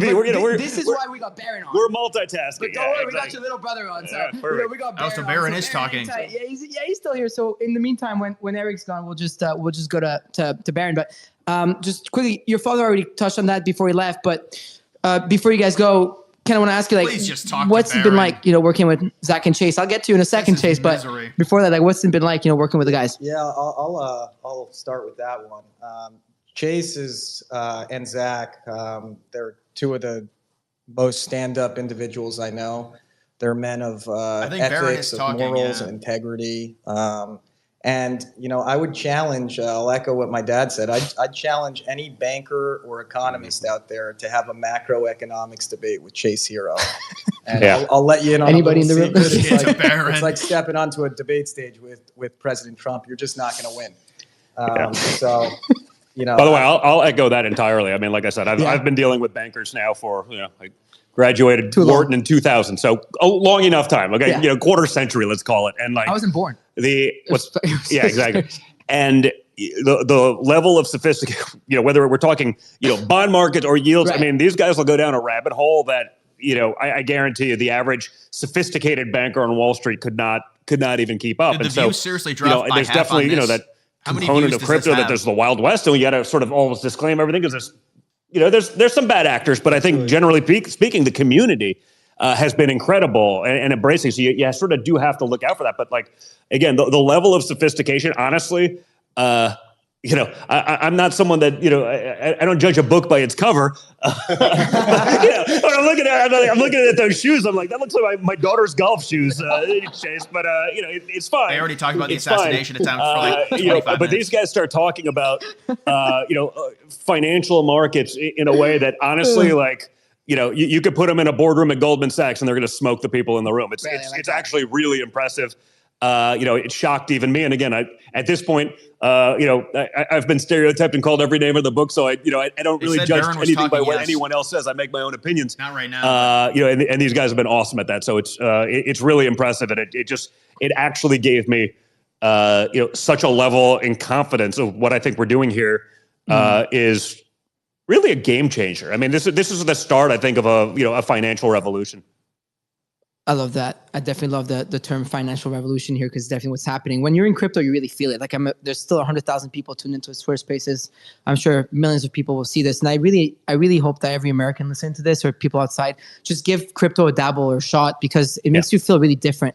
It's what really got me. NFTs, and then the freedom, the feeling of being able to own my money. And we're going to try to do a lot of that also, because again, even for me, I've been following it for a long time, have a lot of friends in the space, forever. But like, I'm still a neophyte, you know what I mean? And I'm okay to admit that. And, there are hurdles, there are complexities, there are, things aren't made as easy as perhaps they could be. And there's sort of a lot of, then fear mongering and this, so, I think a whole part of this is, I hope that we can help sort of simplify so much of this for a lot of people who, love the idea of it, but just, they look at the complexities and they look at just, honestly, even setting up some of these accounts and then, Roger, it can be, overwhelming. But I think there's a lot of people that, frankly, like me, have lost a lot of faith in the traditional institutions, and they sort of realize it's all, a lot of those, just one big Ponzi scheme, right? And guess what? If you don't know, what's going on, Barron will be soft-spoken. You're not the guy at the top of it. You know what I mean? And so, we saw that in 2008. We saw that, and it was interesting because it was a time where, that was the beginning of my business career in real estate. And I sort of remember going to my father at that time and being like, listen, we got to go all in on this. We got to go. Because I was just a young, aggressive, 20-something. I thought I knew everything because I experienced, 5 or 6 years of a real estate boom before the world hit a wall, in 07, 08. And so, it was actually the first time I was sort of like, wait, wow, he's learned from his own errors, whether it was in the early 90s or other, and he just looked at me like, don't be so glib. You don't know shit right now. Like, I go, what do you mean? We've crushed it here. He's like, yeah, but you've never lived through a down cycle. And it was a really interesting message from the guy that is sort of just known as being sort of like all in long every time and all, it doesn't matter. And it was like, Roger, what do you know about this? These bot attacks? It was really sort of introspective. Who do you think is doing this to my channel? It was a conversation I never assumed I would have had until that point. And man, was he right? We structured our entire business different. We focused on doing, more like a license model for real estate, so that we could participate in the upside, but not take some of that downside risk. And then when the world did go to hell, and it did hit a wall going, a billion miles an hour, all of a sudden it was like, wait, we didn't lose anything. We've all these cash reserves, and then we just started picking up things for 10 cents on the dollar. Really grew an empire. And so, it's fascinating to see that. I see so much of that going on here. And I think we just want to make that easy and available, for so many other people that I think would really love to participate in, because I think they have probably that same dejected notion, of what's going on out there with everything else. I've been friends with Junior for years. I've never heard that story. I don't tell that story lightly. We get it, man. He literally goes, "Don't be glib." I'm like, Donald Trump just said I'm being glib. I'm like, the people get hidden from the channel. I mean, they have a lot of accounts. That's the thing. They use a different account. They get hidden automatically. And not believing in automatically, but when you have them on the channel, it's kind of that guy screaming super cycle in 2021 until it hit me in the face. So, listen, hey, you know what? But I'll say this, like, I've learned a lot more getting punched in the face than I have from the easy times. Like by a fact, like I learned more in that 08 cycle than I did in the prior 8 years of my real estate career by a factor of about $1 billion. I love that. And it changes things. And I think Trump is there was a poll that had Trump down. By the way, that holds true. Not just for business or investing, but I think it holds true for life. You learn a lot more about yourself going through the adversity. We've dealt with plenty as of late, so it's important. I love that, Chase. I mean, we just got quite an intro. On don't let us down now, man. He's gonna start bumbling and mumbling. we don't want He's like, another dude everything you coming, said was a come on. lie. I take it all back. I disavow. So you got Steve Witkoff's, I kudos. disavow. Yeah. Zach and Don Jr. and I mean even Senior, So we'll cut straight to the chase. No pun intended, actually. Just realized that. Just cue it out on the video after. So there's been a lot of rumors floating around, World Liberty Financials, yourselves, etc., and about the project. Most importantly, is any of it true? Oh, that's a good one right off the gate. No, the funny thing is it, a lot of people like to say a lot of things. And I'll start with Probably this. When I political. first got into this space, I felt like it was a warm place where we were together and worried about what outsiders' opinions were. And, when I stepped back into the space, I wanted to kind of come in here to solve this bifurcation and how things have become this way. And it's just been an interesting voyage. God. You know what I'm saying? It's been an interesting voyage from start to finish with these guys. And it's hard to follow up these guys. They get me so excited about this space. I mean, I could technically mute it, and then when Baron talks, I could unmute it, I guess. I mean, they need to just go to him. This is dragging on already. Well, yeah, that's the problem. Don Jr.'s mic was really loud. Trump's mic was really low.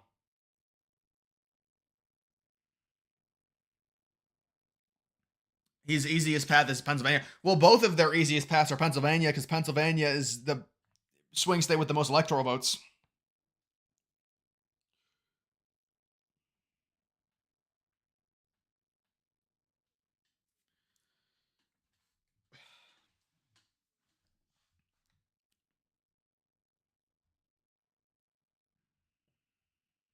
No idea what they're promoting. They're promoting just cryptocurrency and freedom to use crypto, and the liberals not wanting it. I mean, Elizabeth Warren hates crypto.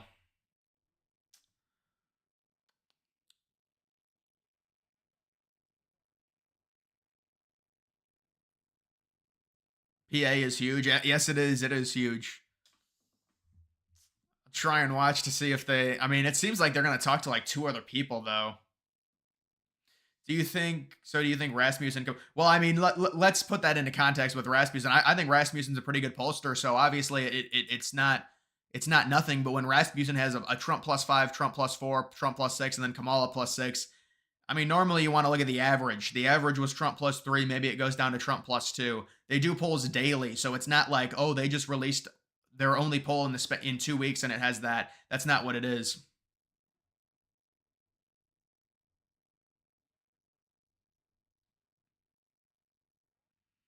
What's the FDV gonna be on this? I don't know if they're even doing a project, honestly, man. I mean, I think they would have had Trump announce it.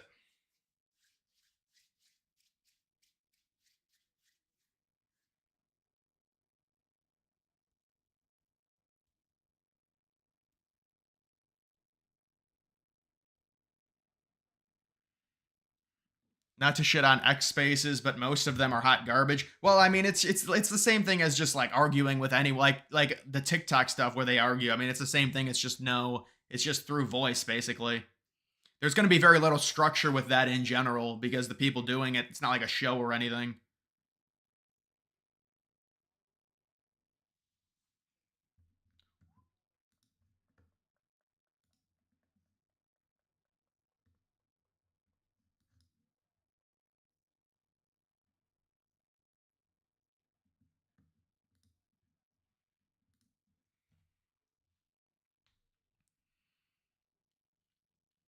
This kid versus Biden. Oh, this the host.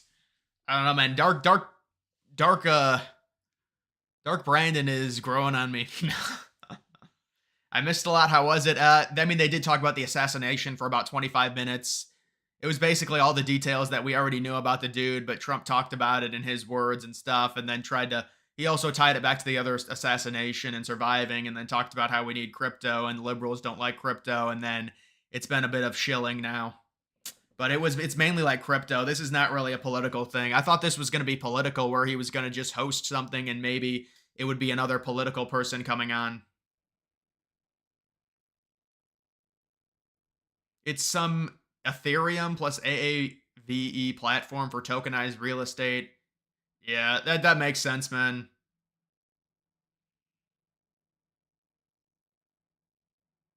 Does anyone think they'll have Barron talk right at the tail end? People, I mean, dude, at this point, wait, this has got to be, maybe that's what they're doing. I don't know.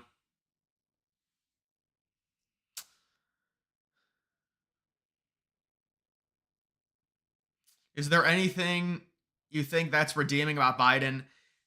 What I'll say about Biden is I thought that moment where he put on the Trump hat was, I mean, it was a good moment. I mean, it was like, you know, it was, I don't know, not the reason like, oh, he endorsed Trump. It was just kind of like, you know, he was being a nice dude. I mean, it was just like he's an older guy talking to other older guys. I thought that was a moment that was like, you look at that when a politician does that, and it's a good moment.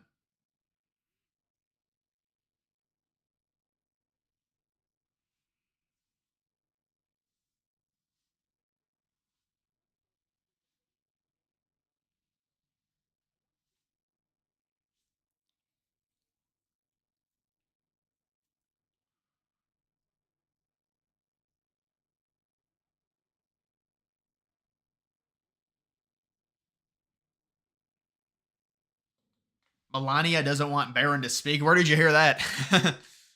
I mean, when has Barron even spoke before? Maybe that's why there's been no public speeches.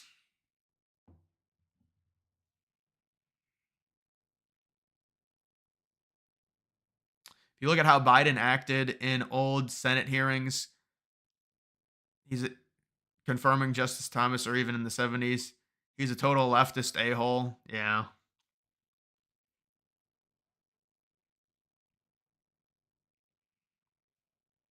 I wish some GOP polls. I know they really need to do like Rasmussen, and the polls need to start doing state by state. They need to start doing state by state.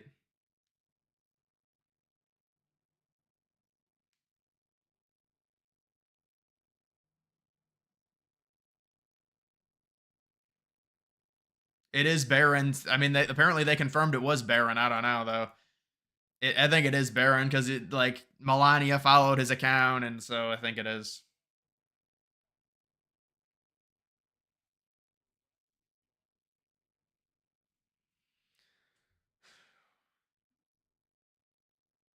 Yeah, I know. It's got to be liberals, man. It's liberals. I mean, you would think YouTube would be able to do something, but they don't do anything. How did the Democrats go from putting a man on the moon to a man in a girl's bathroom? Well, we really haven't gotten a man on the moon since. Look up the Project 2025 song. It's hilarious.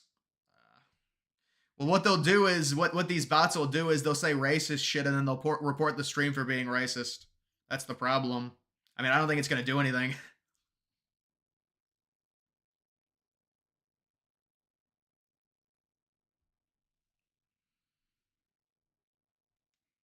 You guys still trying to run against Biden? Well, we don't know. Your party's so incompetent. I mean, you had to switch out a candidate who was the incumbent. I don't know if I'll watch that movie, man. I really don't.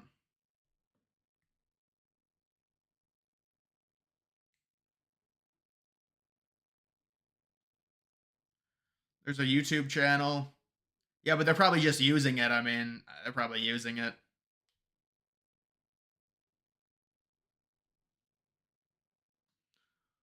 Somebody tell me if Barron ends up talking. Yeah, Matt Walsh just kind of comes off as weird, honestly, to me. I don't know. It just feels like he's weird. Plus, he was. I mean, I know there's a lot of people, a lot of Republicans that were against Trump. On your video earlier today, it's funny how there isn't even so much as an illusion of objectivity in journalism. It's no wonder the debate didn't affect much in terms of public perception. Yeah, I know. It's blatantly obvious. You're right.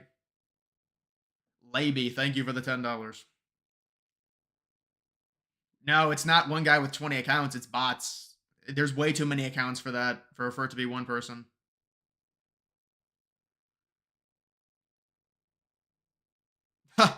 You think that person is doing that? I don't know, man.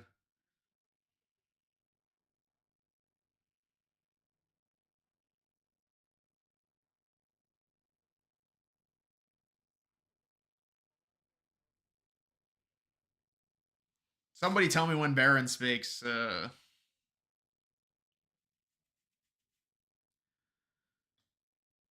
Harris is up by 3 in Pennsylvania. To one, according to one poll, man. You can't factor in just one poll.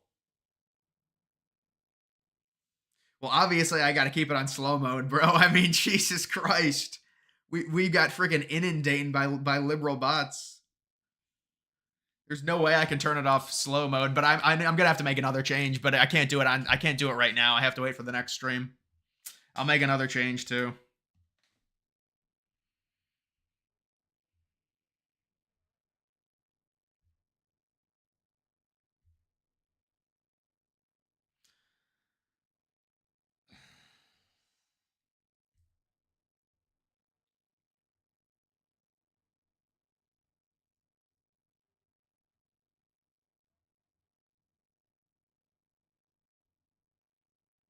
They probably posted this video on Reddit or something.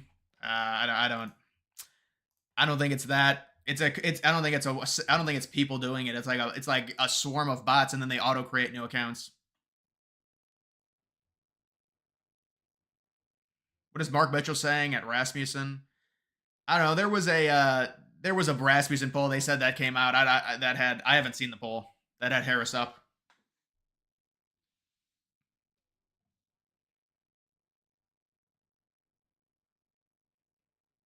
How long has this been going on? Yeah, it already went. Trump already spoke. I mean, actually, Trump is still here, so maybe he'll talk again. But Trump spoke. It's kind of crap, honestly.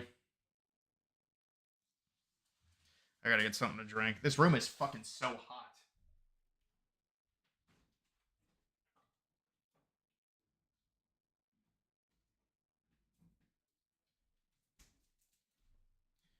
I gotta friggin' cool this room down, man. I swear.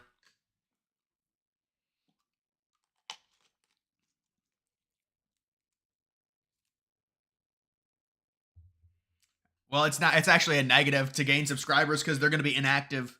They're gonna be inactive subscribers, so it actually doesn't help.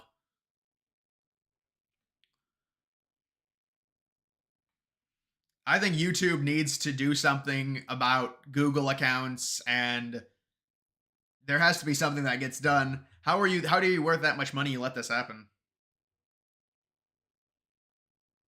You missed Trump talking, and they talked about the assassination attempt barrel, and then they started talking about crypto, and it's a crypto thing.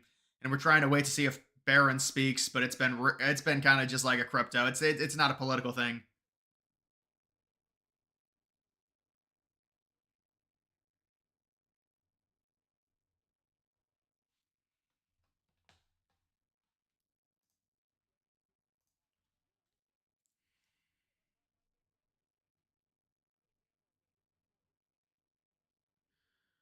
People view Kamala. I mean, obviously she's tied to Biden. Her own internals are not very positive in Pennsylvania, apparently.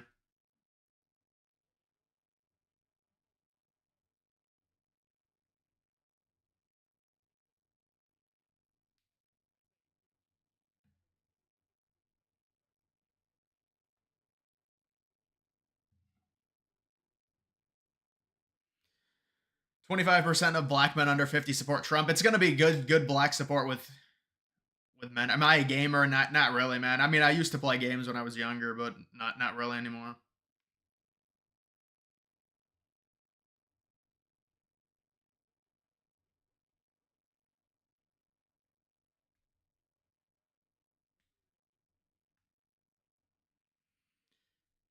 Small town dad. Yeah, the amount of bots is out of control, but you can't even do anything about it unless I know someone at YouTube.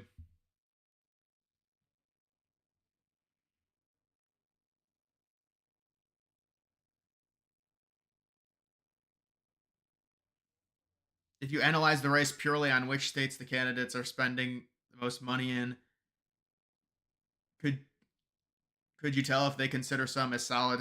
I mean, yeah, I mean, but they're all going to be spending a bunch of money, and they're going to be spending a bunch of money in all the swing states. So it's hard to necessarily. I mean, remember Kamala and Biden both spent way more money than Trump, and or excuse me, not Hillary and Biden spent way more money than Trump.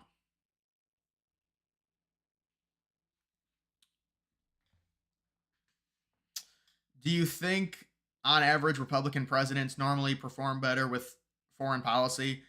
Well, I think in general, Republican presidents are going to be more stiff, especially nowadays, to where with Democrats, it seems like there's this guilt, like we owe something to the world. With Republicans, it's a little bit different. That's why Europe loves Democrats and thinks that, I mean, that's where the narrative came from that, oh, Trump is this big dummy. We don't want him in office. Well, they don't want him in office because he's not really gonna, he doesn't really give a shit what Germany wants, but the Democrats do.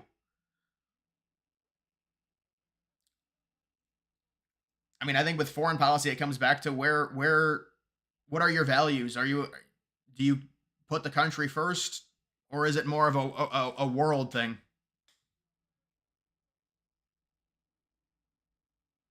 Yeah, the Big Noon game is a terrible pick. I agree. Big Noon just wants the views from Ohio State. That's it.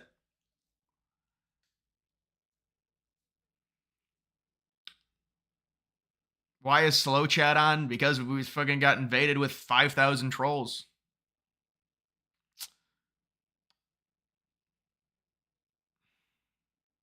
Trump doesn't roll over for NATO. Yeah, they got angry about it. They're like, "Oh, he's gonna leave NATO." They hate Trump, obviously. Of course. Why would they want any chance of the United States leaving their military agreement?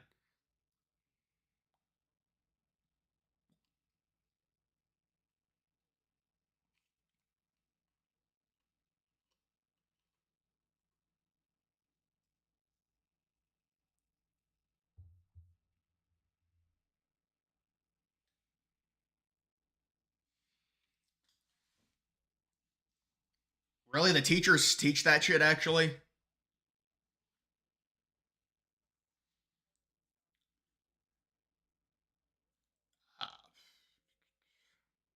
do you think about the Trump Loomer stuff? It's fake. They just make it up because it's close to the election. They make it up and use it as a narrative.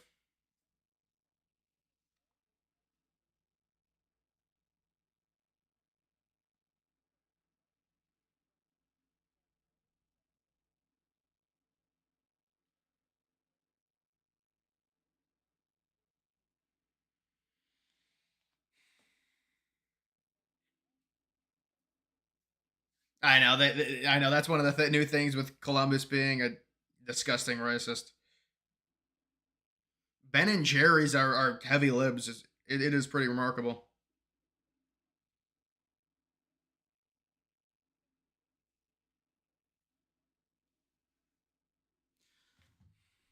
Is there something you can do with these assets? But making a product where it's really easy for the user to engage with it.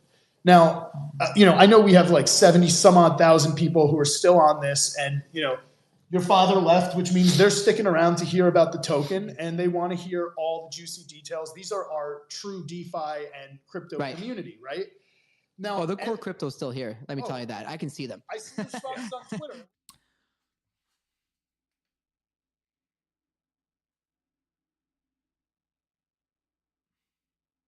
What do you think the October surprise will be this year? It'll be something against Harris. Something about how she treats people, probably. There's a book coming out, apparently. But I mean, I can't predict exactly what the October surprise is.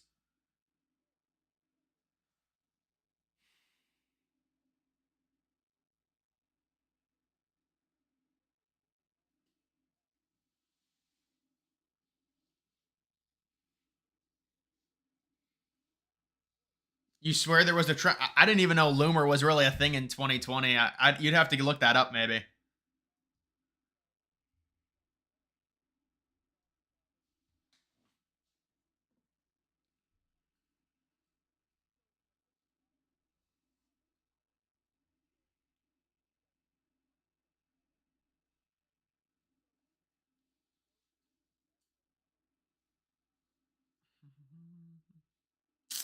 Yeah, I did have some lib teachers, especially when Trump won in 2016. Trump, it's X is Twitter basically. So Twitter has this thing where you have spaces and you have a bunch of people and they talk like this. It's like a talking forum. So instead of tweets, they're talking to each other and having a conversation. That's what spaces are. So it's a X space, which is Twitter space. I thought Loomer was played out. Well, no, she was played out, and then Libs decided to make her a big deal again. And I think they like accused her of like having a sexual relationship with Trump or something.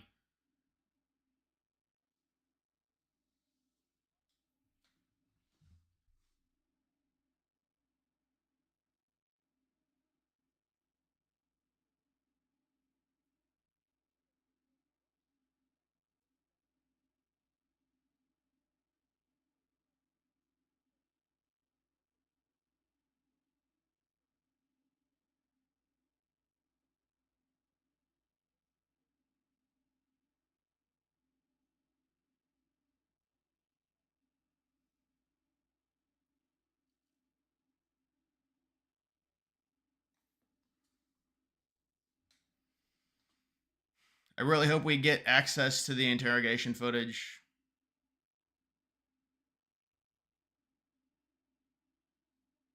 Yeah, guys, this is taking forever to get to this.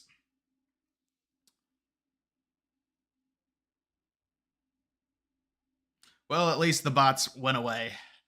But oh, not the keys, man. Not the keys.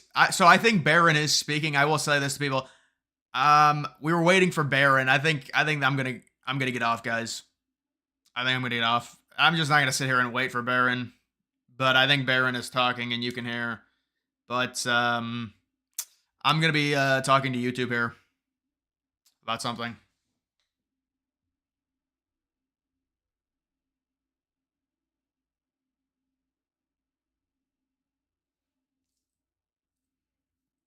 Now, there's no point in bringing up that story on Waltz.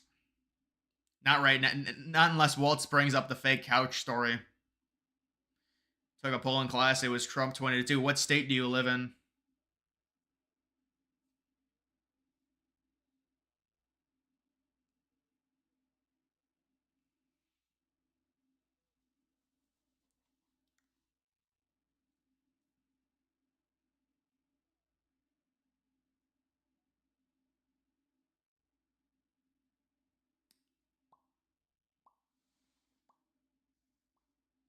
We don't need to hear Baron. I mean, I do want to hear Baron personally, but I guess I'll just do it off stream. But make sure you follow me on X, guys. Link to that's in the description. But yeah, that's going to do it.